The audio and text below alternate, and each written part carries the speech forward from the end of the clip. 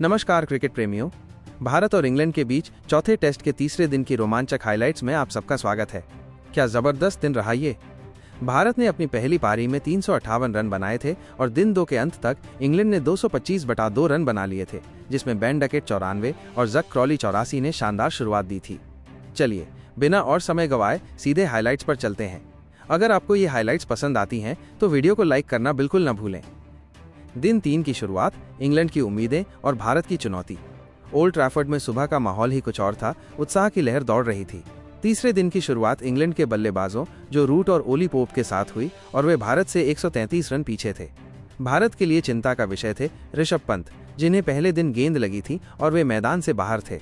क्या वो आज बल्लेबाजी के लिए लौटेंगे, ये एक बड़ा सवाल था। इंग्लैंड की तरफ से रूट और पोप क्रीज पर थे और उनका लक्ष्य था भारत की बढ़त को कम करना। भारतीय गेंदबाजों, खासकर जसप्रीत बुमराह और मोहम्मद सिराज के पास मौका था कि वे इंग्लैंड को शुरुआती झटके दें। मैनचेस्टर की पिच, जो तेज गेंदबाजों के लिए मददगार मानी जाती है, आज सुबह थोड़ी नरम दिख रही थी। क्या बुमराह अपनी जादुई गेंदबाजी से इस मौके को भुना पाएंगे, हमें देखना था। सुबह का सत्र, सतर्कता, मौके और पहला विकेट। पहला घंटा, रूट और पोप की सधी हुई शुरुआत। सुबह 11 बजे स्थानीय समय जसप्रीत बुमराह ने दिन का पहला ओवर फेंका। उनकी गेंदें हमेशा की तरह सटीक और खतरनाक थीं। जो रूट ने पहली गेंद को सावधानी से डिफेंड किया। बुमराह की दूसरी गेंद ऑफ स्टंप के बाहर थी, जिसे रूट ने छोड़ दिया। लेकिन तीसरी गेंद, ओह क्या शानदार डिलीवरी थी।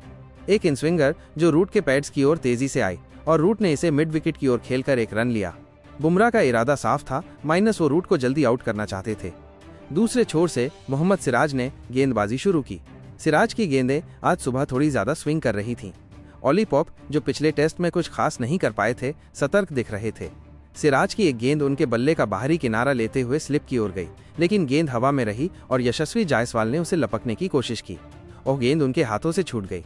ये एक मुश्किल मौका था, लेकिन भारत के लिए ये एक बड़ा झटका साबित हो सकता था। अगर ये कैच पकड़ा जाता तो इंग्लैंड 226/3 पर होता। पावर प्ले रूट का जवाब और भारतीय रणनीति में बदलाव। पहले 30 मिनट में इंग्लैंड ने 10 रन जोड़े और स्कोर अब 235/2 था।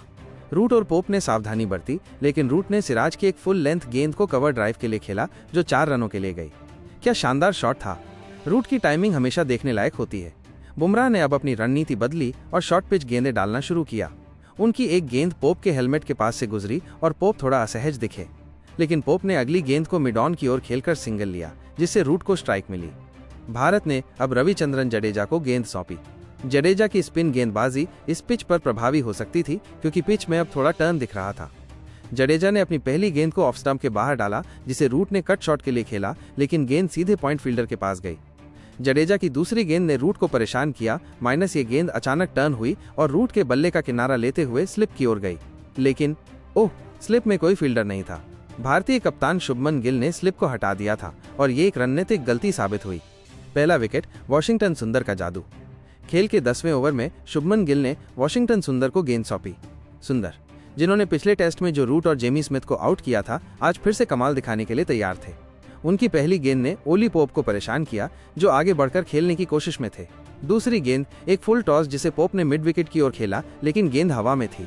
यशस्वी जायसवाल ने एक शानदार डाइव लगाकर कैच पकड़ा और ओल्ड ट्रैफर्ड में भारतीय प्रशंसकों का उत्साह देखने लायक था। ओली पोप 15 रन बनाकर आउट और इंग्लैंड का स्कोर 245/3। अब क्रीज पर आए हैरी ब्रूक, जो अपनी आक्रामक बल्लेबाजी के लिए जाने जाते हैं। सुंदर ने अपनी गेंदों को टाइट रखा और ब्रूक ने सावधानी बरती, लेकिन बुमराह, जो अब दूसरे छोर से गेंदबाजी कर रहे थे, ने ब्रूक को एक तेज यॉर्कर डाला। ब्रूक ने इसे डिफेंड किया, लेकिन गेंद उनके पैरों के पास से गुजरी। बुमराह की आंखों में आग थी, माइनस वो इस टेस्ट में इंग्लैंड को जल्दी समेटना चाहते थे। लंच तक का खेल, इंग्लैंड का दबदबा। लंच तक इंग्लैंड ने 295/3 रन बना लिए थे, जिसमें जो रूट 60 और हैरी ब्रूक 20 रन बनाकर क्रीज पर थे। भारत ने सुबह के सत्र में केवल 1 विकेट लिया, और वो भी वॉशिंगटन सुंदर की बदौलत। बुमराह और सिराज ने कसी हुई गेंदबाजी की, लेकिन इंग्लैंड के बल्लेबाजों ने सावधानी और आक्रामकता का अच्छा मिश्रण दिखाया। रूट ने अपनी पारी को संभाल कर खेला, जबकि ब्रूक ने कुछ शानदार शॉट्स खेले, खासकर जडेजा की एक गेंद को मिड ऑफ के ऊपर से लॉफ्टेड कवर ड्राइव के लिए। भारतीय गेंदबाजों के लिए यह सत्र निराशाजनक रहा। अंशुल कंबोज, जो अपना पहला टेस्ट खेल रहे हैं, थोड़े नर्वस दिखे। उनकी एक गेंद को रूट ने आसानी से कवर के माध्यम से 4 रनों के लिए खेला। शुभमन गिल को अब अपनी रणनीति में बदलाव करना होगा। क्या वो दूसरी नई गेंद लेने का फैसला करेंगे, जो जल्द ही उपलब्ध होगी, या फिर वो जडेजा और सुंदर की स्पिन पर भरोसा करेंगे? लंच के बाद का सत्र, रूट का शतक और भारत की वापसी।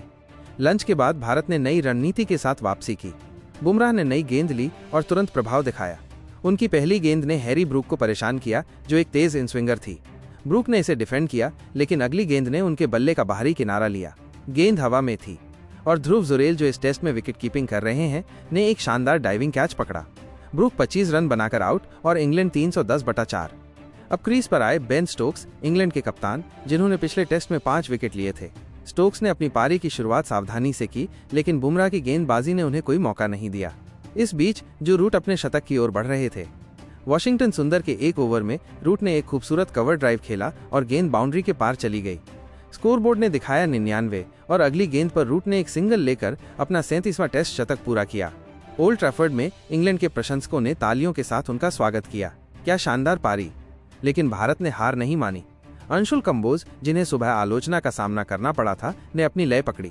उनकी एक गेंद ने स्टोक्स को परेशान किया, जो ऑफ स्टंप के बाहर थी। स्टोक्स ने इसे खेलने की कोशिश की, लेकिन गेंद उनके बल्ले का किनारा लेते हुए स्लिप में यशस्वी जायसवाल के हाथों में गई।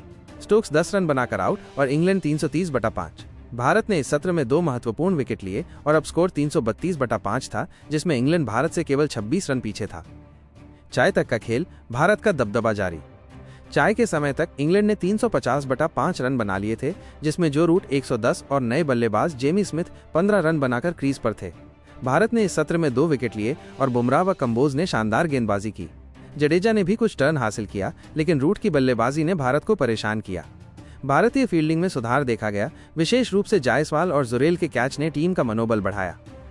अंतिम सत्र, इंग्लैंड की बढ़त और भारत की चुनौती। चाय के बाद इंग्लैंड ने अपनी बढ़त को और मजबूत करने की कोशिश की।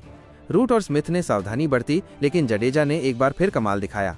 उनकी एक गेंद ने स्मिथ को चकमा दिया, जो आगे बढ़कर खेलने की कोशिश में थे। गेंद ने उनके बल्ले को छुआ और जुरेल ने एक और शानदार कैच पकड़ा। स्मिथ 20 रन बनाकर आउट और इंग्लैंड 360/6।